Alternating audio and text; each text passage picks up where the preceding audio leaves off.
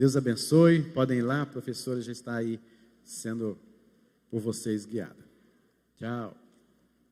Ruth, capítulo de número 2, nos diz assim: tinha Noemi um parente de seu marido, senhor de muitos bens, da família de Elimeleque, o qual se chamava Boaz. Ruth, a moabita, disse a Noemi: deixa-me ir ao campo e apanharei espigas atrás daquele que me favorecer. Ela lhe disse: vai, minha filha. Ela se foi, chegou ao campo e apanhava após os segadores. Por casualidade, entrou na parte que pertencia a Boaz, o qual era da família de Elimeleque. Eis que Boaz veio de Belém e disse aos segadores: o Senhor seja convosco. Responderam-lhe eles: o Senhor te abençoe. Depois perguntou Boaz ao servo encarregado dos segadores: de quem é esta moça? Respondeu-lhe o servo: esta é a moça moabita, que veio com Noemi, da terra de Moabe. Disse-me ela: deixa-me rebuscar as espigas e ajuntá-las entre as gavelas após os segadores. Assim ela veio desde pela manhã e até agora está aqui, menos um pouco que esteve na choça. Então disse Boaz a Ruth: ouve, filha minha, não vai escolher em outro campo, nem tampouco passes daqui, porém aqui ficarás com as minhas servas. Estarás atenta ao campo que cegarem e irás após elas. Não dê ordem aos servos que te não toquem. Quando tiveres sede, vai às vasilhas e bebe do que os servos tiraram. Então ela, inclinando-se rosto em terra, lhe disse: como é que me favoreces e fazes caso de mim, sendo eu estrangeira? Respondeu Boaz e lhe disse: bem me contaram tudo quanto fizeste à tua sogra, depois da morte de teu marido, e como deixaste a teu pai e a tua mãe, e a terra onde nasceste, e vieste para um povo que dantes não conhecias. O Senhor retribua o teu feito, e seja cumprida a tua recompensa do Senhor Deus de Israel, sobre cujas asas vieste buscar refúgio. Disse ela: tu me favoreces muito, Senhor meu, pois me consolaste e falaste ao coração da tua serva, não sendo eu nem ainda como uma das tuas servas. À hora de comer, Boaz lhe disse: achega-te para aqui, come do pão, molha no vinho o teu bocado. Ela se assentou ao lado dos segadores, e ele lhe deu grãos tostados de cereais. Ela comeu e se fartou, e ainda lhe sobejou. Levantando-se era para rebuscar, Boaz deu ordem aos seus servos, dizendo: até entre as gavelas deixai-a colher, e não a censureis. Tirai também dos molhos algumas espigas, e deixai-a, para que a apanhe, e não a repreendais. Esteve ela apanhando naquele campo até a tarde, debulhou o que apanhara, e foi quase um efa de cevada. Tomou, veio à cidade, e viu sua sogra o que havia apanhado. Também o que lhe sobejara, depois de fartar-se, tirou e deu à sua sogra. Então lhe disse a sogra: onde colheste hoje? Onde trabalhaste? Bendito seja aquele que te acolheu favoravelmente. E Ruth contou à sua sogra onde havia trabalhado e disse: o nome do Senhor em cujo campo trabalhei é Boaz. Então Noemi disse à sua nora: bendito seja ele do Senhor, que ainda não tem deixado a sua benevolência, nem para com os vivos, nem para com os mortos. E disse-lhe mais Noemi: esse homem é o nosso parente chegado, e um dentre os nossos resgatadores. Continuou Ruth, a moabita: também ainda me disse: com os meus servos ficarás, até que acabem toda a cega que tenho. Disse Noemi a sua nora Ruth: bom será, filha minha, que saias com as servas dele, para que no outro campo não te molestem. Assim passou ela a companhia das servas de Boaz para colher, até que a cega da cevada e do trigo se acabou, e ficou com a sua sogra. Bonita essa história, né? Nós vamos cantar um cântico nesse instante, que fala sobre graça, fé, amor e esperança. É tudo que nós temos para viver. É o contexto de Ruth, é o contexto de Noemi e de Boaz. Preste atenção bastante neste cântico que vamos cantar nesse instante.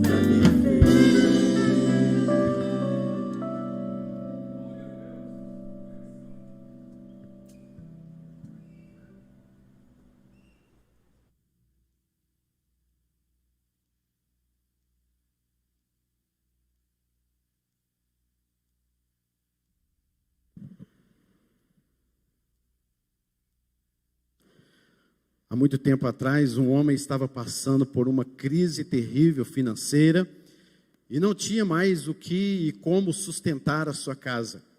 A crise não era apenas na casa dele, era num país chamado Judá, na sua capital Belém, casa de pão. E na casa de pão não havia mais pão, e ele resolveu ir para uma cidade, para um local muito distante, chamado Moabe. Lá ele começou a viver, talvez arrumado um bom emprego, um bom sustento para a sua casa. Os seus filhos, Malom e Quilion, se casaram com duas mulheres moabitas, Ruth e Ofra. E tudo estava indo muito bem, até que um dia, Elimeleque, este homem, senhor da casa, ele morreu. Deixou então a sua esposa viúva e numa situação precária e difícil. Pouco tempo depois, morrem os dois filhos desta mulher, Malom e Quilion. Então esta mulher está viúva, com duas noras estrangeiras, pobre, e uma viúva não pode ser reconhecida dentro de uma sociedade, e ela era completamente rejeitada, deixada de lado e abandonada.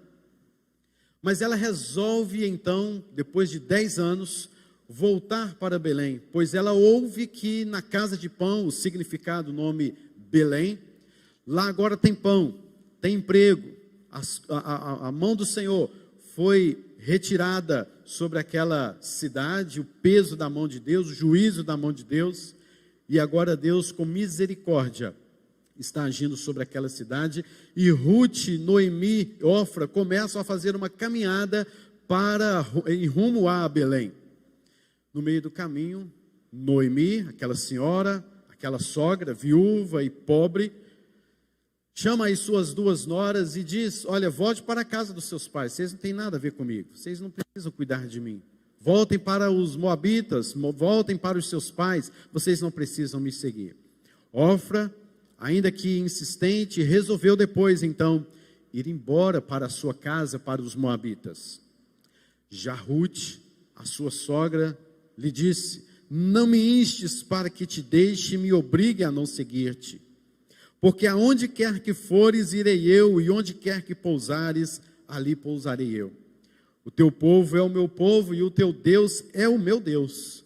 Onde quer que morreres, morrerei eu, e aí serei sepultada. Faça-me o Senhor o que bem lhe aprouver, se outra coisa que não seja a morte me separar de ti. Noemi, quando ouviu isso, ela de imediato disse: então tá bom, vou insistir mais com você. E foram embora caminho para Belém de Judá. Ao chegar ali próximo a Belém de Judá, as mulheres daquela cidade se comoveram por causa da situação terrível, angustiante, empobrecimento, viuvez. Aquela mulher que saiu para ter algum bem, aquela mulher com o seu marido, com os seus filhos que saíram, dizendo que Belém não poderia mais ajudá-las ou ajudá-los.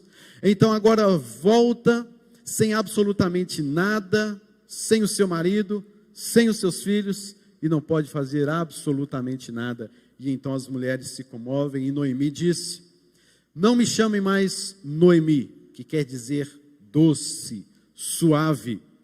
Me chamem agora de Mara, que quer dizer amarga. Aquela mulher está com seu coração tremendamente amargurado. E não é para menos, né, queridos? Numa situação como essa, de confiança, de novas expectativas, de que tudo vai mudar, tudo vai dar certo, tudo agora vai entrar no eixo, as coisas vão mudar. A esperança renasce no coração daquela mulher, mas quando ela vê, tudo se destrói, acaba absolutamente tudo, e não somente isso, piora ainda a situação, porque ela está viúva e sem 2 filhos. Meu Deus, que terrível. E outra coisa é que a viúva agora em Belém, no território de Judá, era mesmo que nada, tinha direito a nada. Era uma situação extremamente difícil. Não apenas isso, mas uma mulher agora acompanhada por uma nora que era estrangeira, uma mulher moabita. Se você for ver na história, os moabitas eram inimigos fiéis, né, do povo de Judá. Em um certo momento, lá atrás, bem atrás, nós vamos ver que quando o povo caminhava no deserto para a terra prometida, eles tinham que passar no meio de Moabe. E alguns homens foram até os líderes, os governantes de Moabe, e falaram assim: deixa a gente passar aqui, ó, nós não vamos beber nenhuma água do poço de vocês, nós não vamos roubar ou pegar algum bicho de vocês, nós não vamos fazer nada, nós só vamos passar porque o caminho é mais curto. Os moabitas disseram: aqui não, aqui vocês não passam. Eles tiveram que dar uma volta tremenda, e não apenas isso, como também foram enviados alguns homens para perseguirem, para maltratar o povo de Israel lá no deserto, porque não deixaram passar no meio da sua cidade. Então os moabitas não eram bem quistos, nem bem-vindos no meio de Judá, e esta Noemi está com uma nora que insistiu em estar com ela, até que ela morra, e mesmo que ela morresse, ela continuaria ali, até que ela fosse sepultada no mesmo lugar que a sua sogra.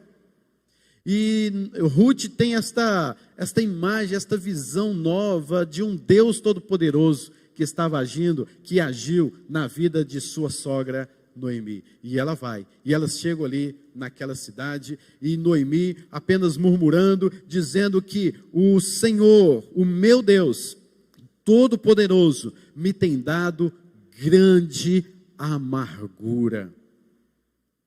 O Senhor se manifestou contra mim, o Todo-Poderoso me tem afligido, o Todo-Poderoso se tornou meu inimigo, disse Noemi às suas mulheres e a Ruth. Que desgraça, que tristeza na vida desta mulher. Quem não estaria assim? Quem não estaria com o coração amargo uma hora dessa?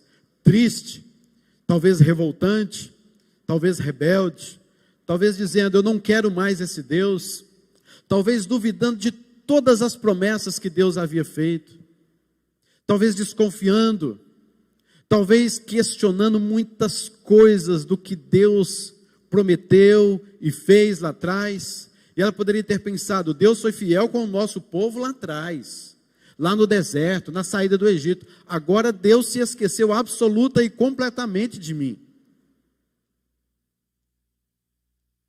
Capítulo de número 2, é um novo capítulo. O capítulo de número 2, querido, o capítulo de número 1 fala sobre essas idas e vindas. O segundo capítulo trata mais sobre o que fazer quando nada está dando certo. O primeiro trata, como nós já vimos, de expectativas de uma nova vida e agora tremenda frustração e desesperança.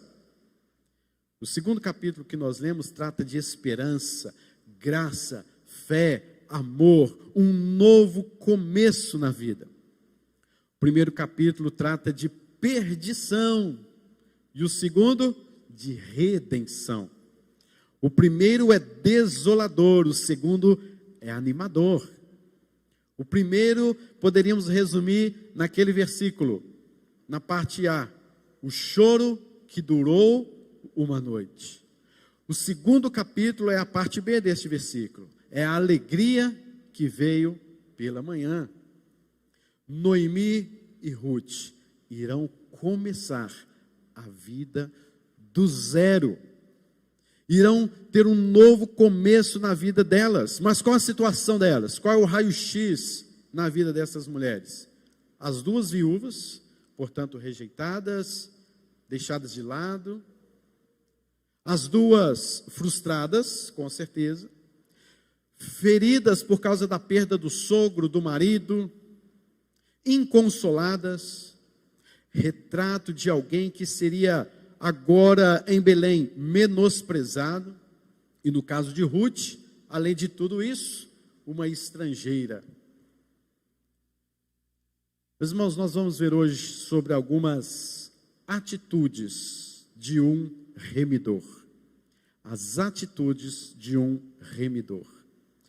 Mas antes de falar propriamente das atitudes de um remidor, é interessante nós notarmos as atitudes de Noemi, depois as atitudes de Ruth e logo em seguida as atitudes deste remidor. Quais foram as atitudes de Noemi quando as coisas começaram a clarear na vida dela? Primeira coisa, queridos, ela deixa de murmurar e bendiz o acolhimento favorável do remidor de um homem chamado Boaz. O versículo 2, 19, nos diz exatamente assim: então lhe disse a sogra: onde colheste, onde trabalhaste, bendito seja aquele que acolheu favoravelmente. Ela então agora está reconhecendo que Deus não é o seu inimigo como ela havia pensado, que por mais que Deus lhe tinha dado amargura, o Senhor Deus ainda era com ela. Ela deixa de murmurar e ela começa a bendizer com os seus lábios. Meus irmãos, toda murmuração tem a sua raiz na ignorância quanto ao agir de Deus em nossa vida. Já parou para pensar nisso? Nós murmuramos, nós falamos coisas porque muitas vezes ignoramos a forma como Deus está agindo ou agirá na nossa vida. E o fato então de não conhecermos os propósitos do Senhor, nós começamos, mas como é que vai ser isso? Eu agora quero ver o que vai dar, porque agora ninguém está ao meu favor, porque isso aconteceu, olha o que vai acontecer agora eu quero ver, agora eu quero ver quem é que vai fazer isso, porque... E por aí se vai. E a gente murmura, e Deus lá agindo, e Deus fazendo a sua obra, e nós aqui, ignorando os seus feitos e murmurando. Vem me dizer que você não é um murmurador. Todos nós murmuramos, todos nós criticamos. E você pode ter certeza, quando você murmura, você está ignorando o agir de Deus na sua vida. Você não sabe como Ele está agindo, eu também não sei. Mas uma coisa é fato, as nossas murmurações têm raízes exatamente quando nós ignoramos esse agir de Deus. Para deixarmos de murmurar, queridos, é necessário então mudar o nosso foco daquilo que achamos como deve ser para aquilo que Deus é poderoso para fazer. É deixar de lado aquilo que nós achávamos, eu acho que é assim, eu acho que é desse jeito. Deixe essa visão de lado e foque os seus olhos, o seu coração naquilo que Deus é poderoso para fazer. É necessário, queridos, então aprendermos a descansar em Deus, a esperar em Deus. E nós muitas vezes esperamos em Deus, descansamos em Deus, murmurando. Aprendamos a descansar e a esperar. Lamentações 3, 26. Um versículo muito abençoado, como toda a Bíblia, é claro, né? Mas para esse contexto diz assim: bom é aguardar a salvação do Senhor, e isso em silêncio. Bom é aguardar a salvação do Senhor, e isso em silêncio.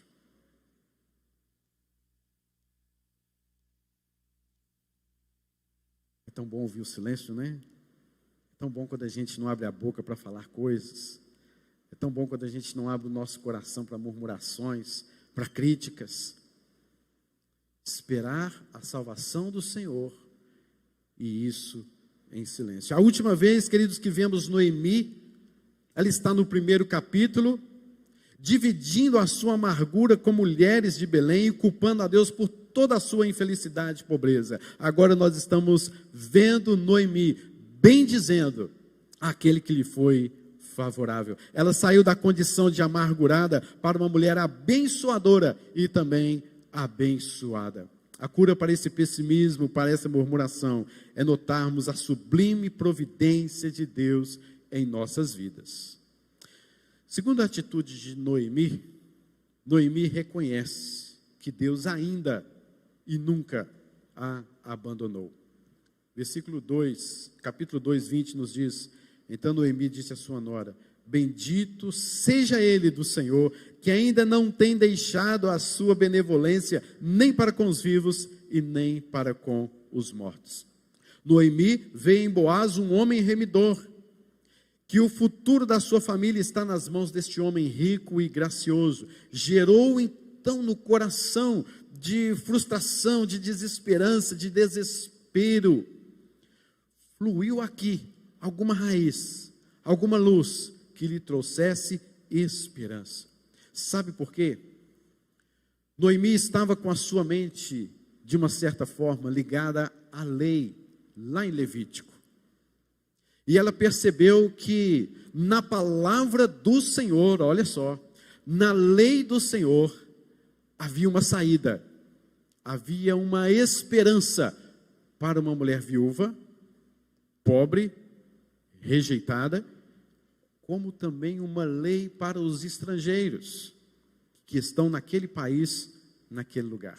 Ela lembrou-se da palavra do Senhor. Queridos, nada melhor do que quando estamos num desespero total, perdidos, num quebra-cabeça onde não achamos as peças. Melhor coisa, queridos, é lembrarmos da palavra do Senhor, da lei do Senhor, e meditarmos nela e confiarmos nela. E foi isso que Noemi fez naquele instante. Em Levítico 25, 47 a 49, resumidamente, nos diz: se alguém ficou pobre e vender-se ao peregrino, ao estrangeiro, ou a alguém da família do estrangeiro, então haverá um resgate.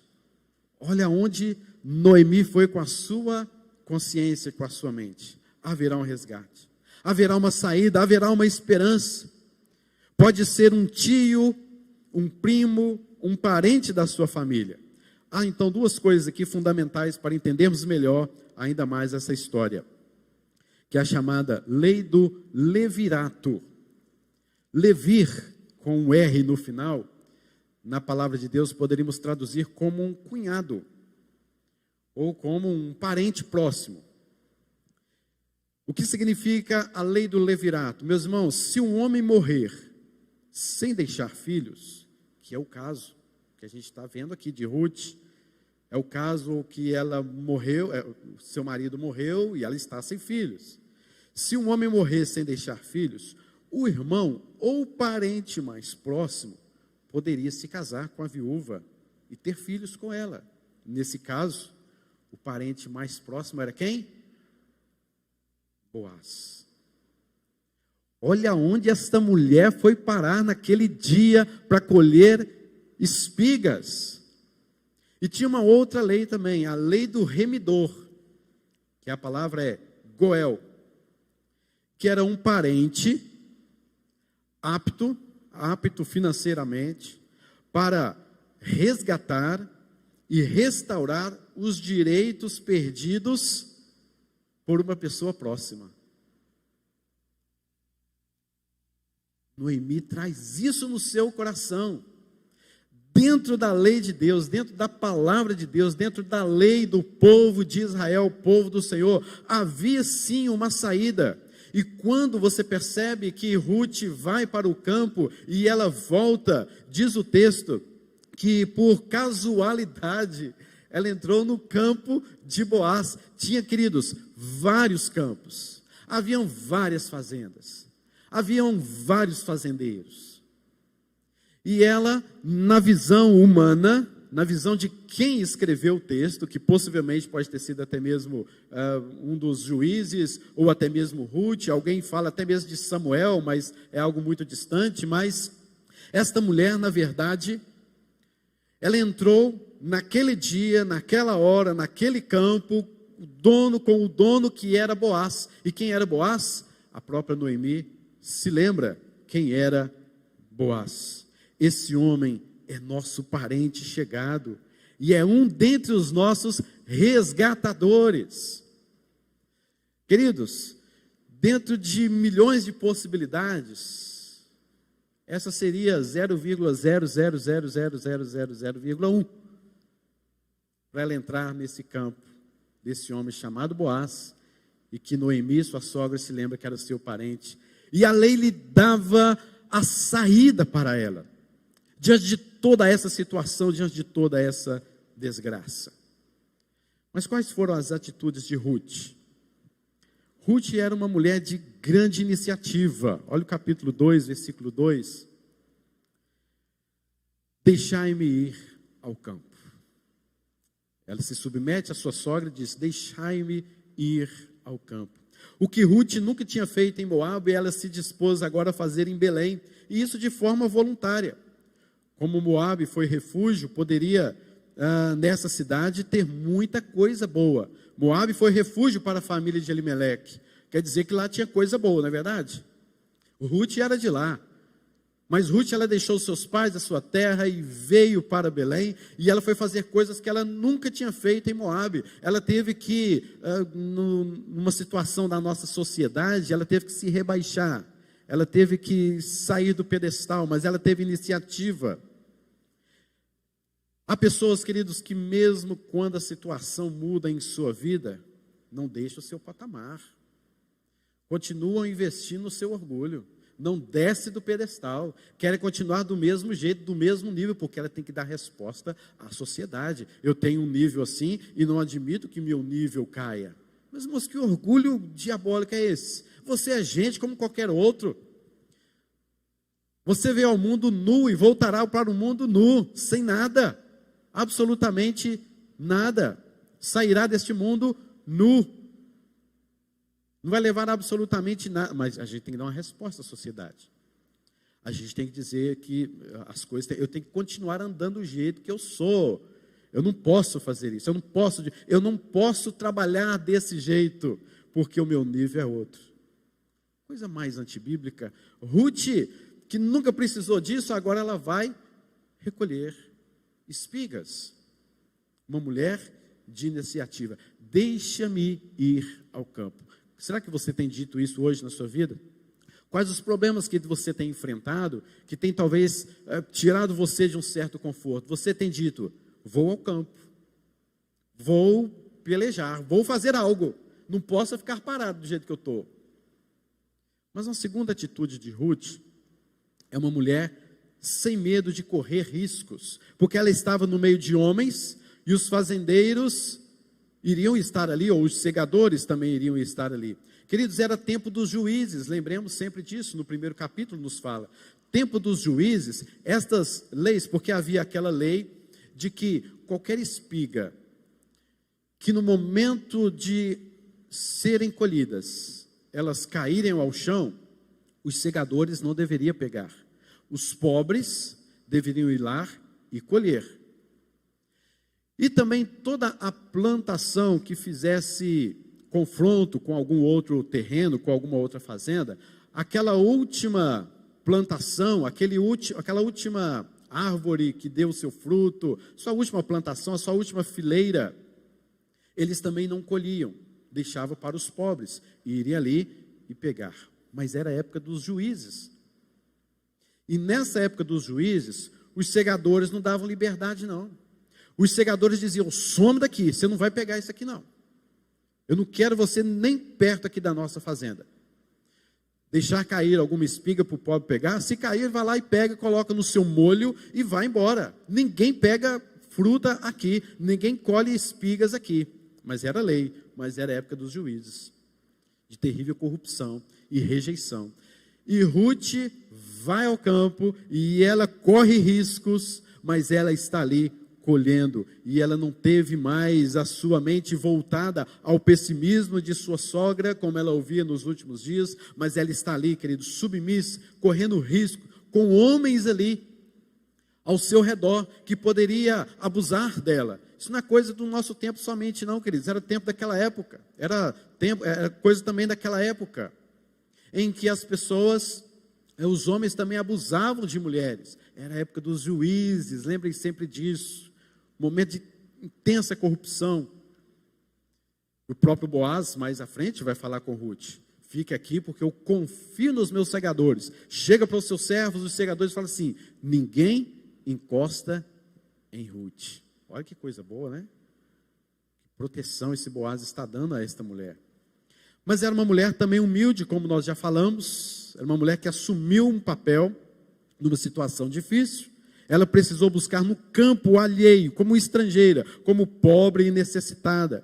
A Bíblia, queridos, nos diz, Deus resiste aos soberbos, mas exalta os humildes. Quarto lugar, é uma mulher que sabia expressar gratidão. Olha o que esta mulher fala, queridos, no capítulo número 2, versículo 10. É lindo este versículo, que fala assim, ela se inclinou, rosto em terra, e disse, como que é que me favoreces e fazes casos de mim, sendo eu estrangeira. Olha que gratidão no coração desta mulher quanto a Boaz. Como é que me favoreces e fazes caso de mim, sendo eu estrangeira? Que gratidão essa mulher tinha. Em quinto e último lugar da vida de Ruth, é uma mulher que recebeu recompensa pelo investimento que fez em sua sogra. Capítulo 2, 11 e 12, no versículo número 12 mesmo. O Senhor retribua o teu feito, disse Boaz a Ruth, e seja cumprida a tua recompensa do Senhor, Deus de Israel, sob cujas asas vieste buscar refúgio. Ruth, querido, foi buscar refúgio no Senhor. E ali ela encontrou a bênção, a graça de Deus sobre a sua vida, através da vida de Boaz. Mas eu quero ainda enfatizar algumas verdades sobre Boaz. Vimos as atitudes de Noemi, vimos as atitudes de Ruth. Vamos ver agora e meditar e aplicar em nosso coração sobre algumas verdades sobre Boaz.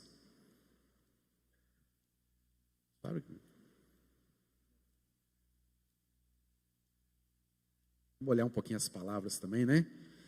Meus irmãos, primeira coisa que Boaz fez, obrigado, pastor. Muito obrigado.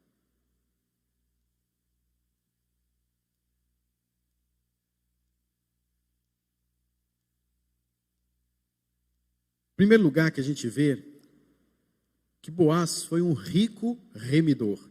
Capítulo 2, versículo 1, tinha Noemi um parente de seu marido, senhor de muitos bens, que era da família de Elimeleque. Ele era um homem de muitas riquezas. Ele era um homem compassivo com estrangeiros, que não tinha nada para reivindicar a seu favor. Ele serviu Ruth graciosamente todas as suas necessidades. Ele garantiu Ruth proteção para o seu presente, para a prosperidade, para o seu futuro. Boaz, querido, você percebe o seu relacionamento com os seus servos, com os seus segadores, como era um homem doce, um homem de bom temperamento, um homem cauteloso, carismático, amoroso, cuidadoso, protecionista.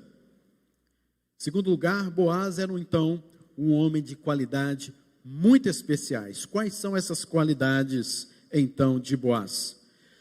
Boaz é um homem, em primeiro lugar, que oferece graça. Boaz é um homem que oferece graça. Versículos 8, 9 e 10.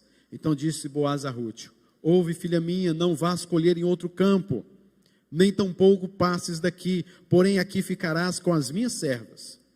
Estarás atenta ao campo que cegarem e irás após elas. Não dei ordem aos servos que não te toquem. Quando tiveres sede, vai às vasilhas, bebe do que os seus servos tiraram. Então ela, inclinando-se, rosto em terra, lhe disse: como é que me favoreces e fazes casos de mim, sendo eu estrangeira? Ele ofereceu graça a uma estrangeira.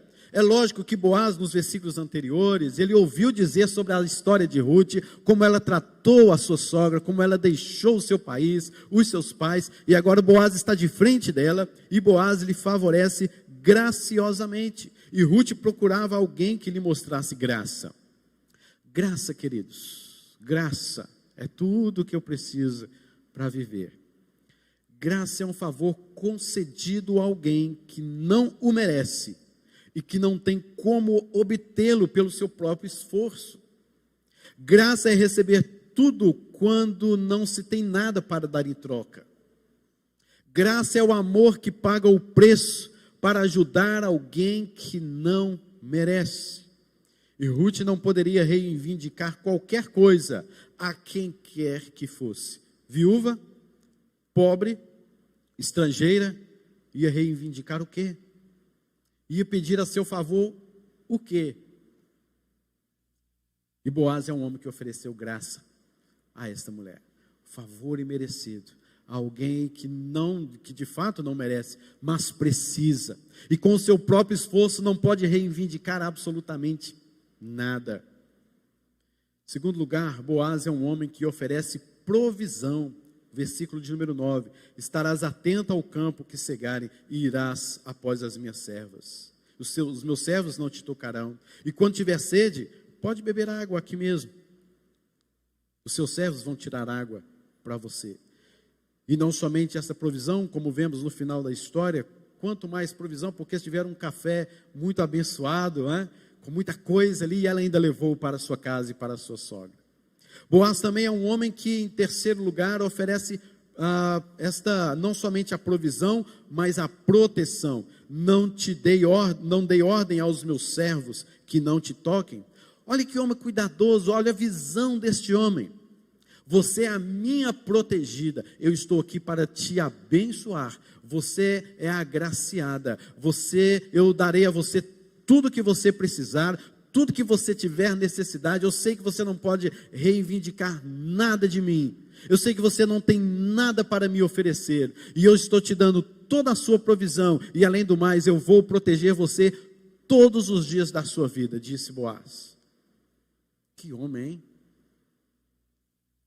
Boaz era um homem que ofereceu consolação.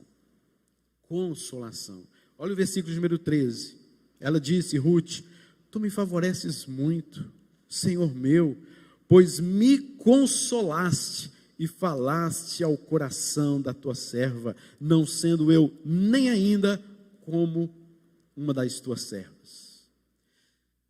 Aquele homem não apenas supriu as suas necessidades, como também falou-lhe ao coração.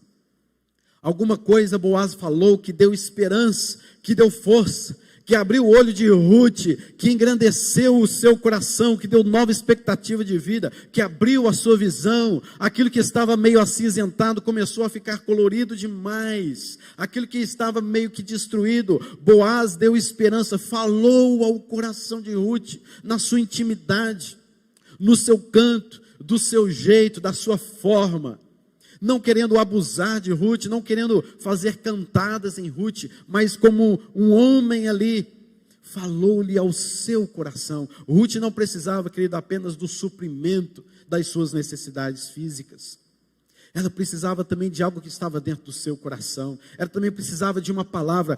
Como é boa, como é doce a palavra dada em seu devido tempo, diz o livro de Provérbios. Como é boa uma palavra que vem direto ao seu coração e que te reanima, que te coloca de pé. Como é bom meditarmos na palavra do Senhor, porque é na palavra do Senhor que encontramos refúgio, promessas, a bênção de Deus sobre as nossas vidas. Como é bom a palavra de Deus, porque ela revigora, ela fala aos nossos corações. Falaste ao coração da tua serva. Quinto lugar, Boaz é um homem que oferece comunhão. Versículo 2, 14. À hora de comer, Boaz lhe disse, achega-te para aqui, come do pão, molha no teu vinho o teu bocado. Ela se assentou ao lado de seus segadores, e ele lhe deu grãos tostados de cereais. Ela comeu, se fartou, e ainda sobrou. Eu sei, querido, que você está pensando assim, esse homem está meio assim com Ruth, né? É aqui para nós, também, viu?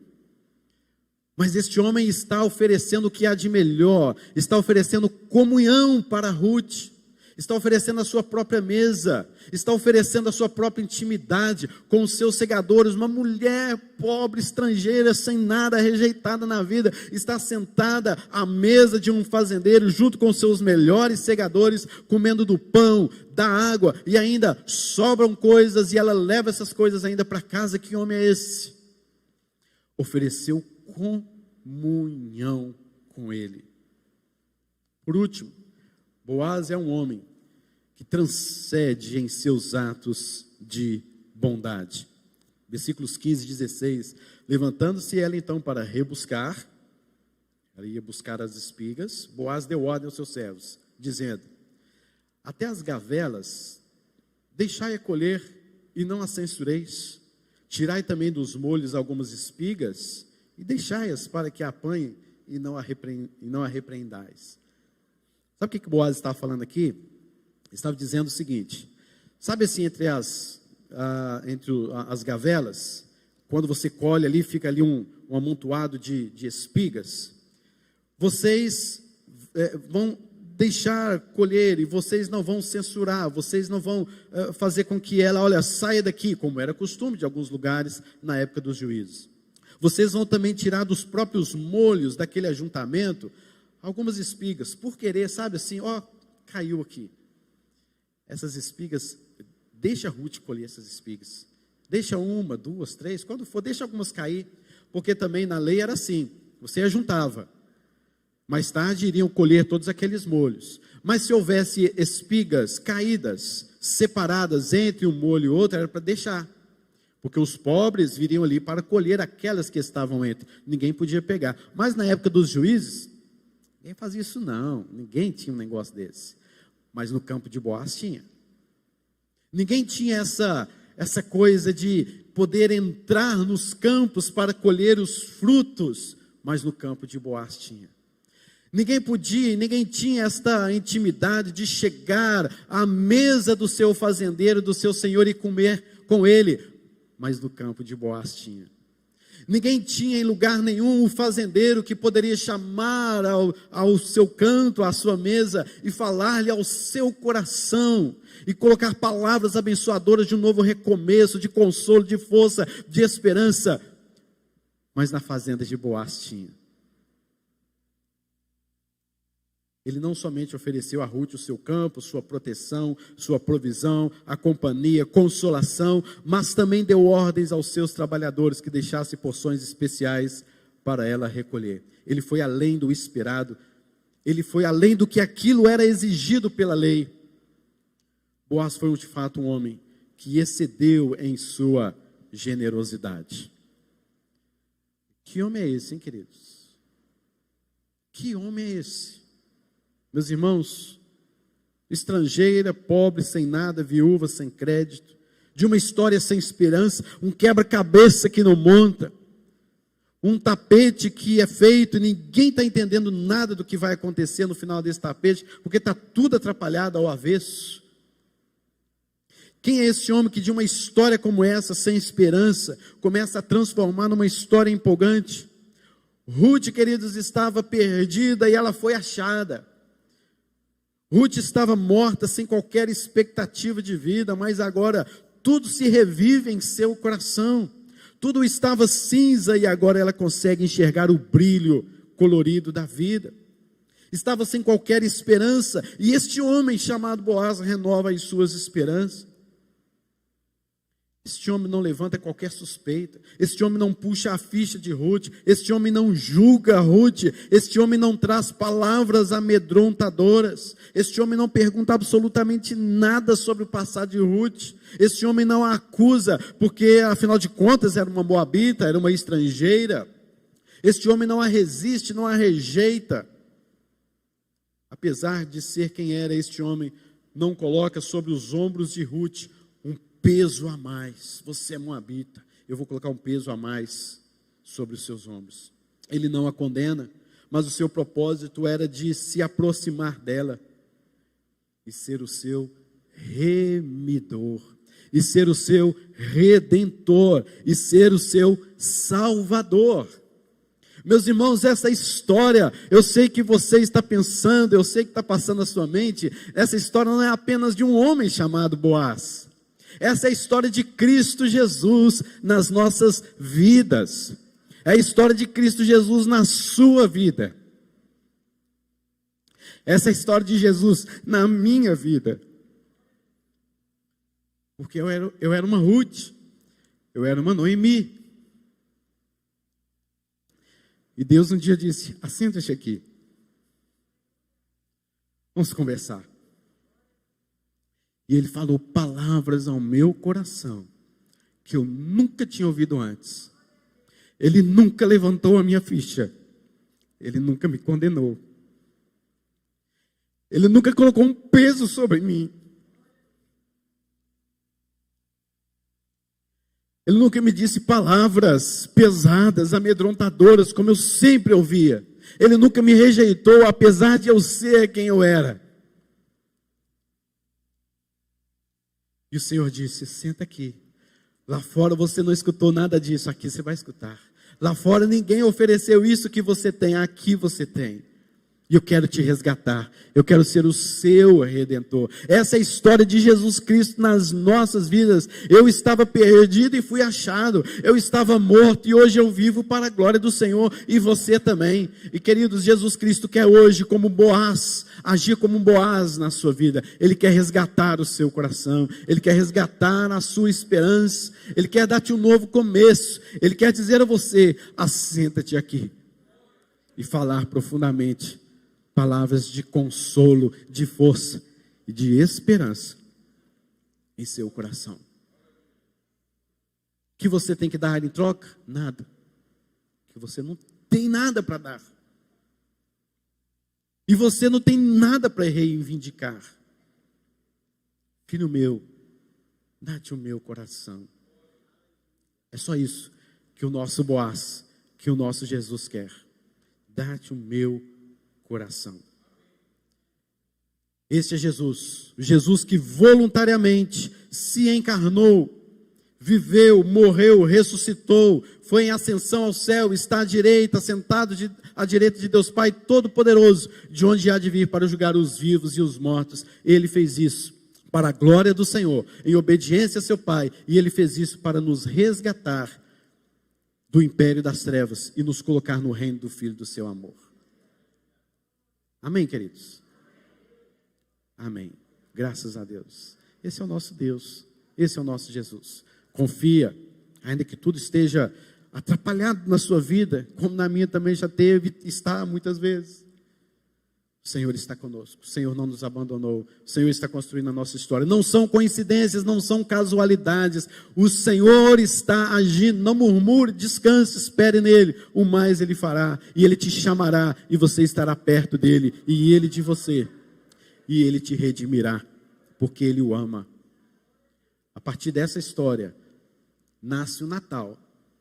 A partir dessa história, nasce o Natal. E domingo que vem nós vamos saber por quê que nasce o Natal nessa história. Amém? Se você foi tocado com esta mensagem, eu quero orar por você nesse instante. Fique de pé, no seu lugar. Peça ao Senhor: Senhor, eu quero assentar a esta mesa.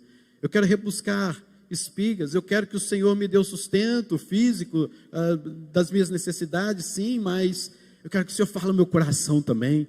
Eu quero que o Senhor venha me redimir também. Eu quero que o Senhor assenta comigo e me faz uma nova criatura. Eu sei que o Senhor tem algo a me falar. Eu sei que o Senhor tem algo novo na minha vida. Quero orar por você nesse instante em nome de Jesus. Senhor, se conosco. Senhor, é o Senhor aqui no Antigo Testamento. São as atitudes destes homens que nos fazem identificar com o Senhor. Porque o Senhor fez toda essa obra especial nas nossas vidas.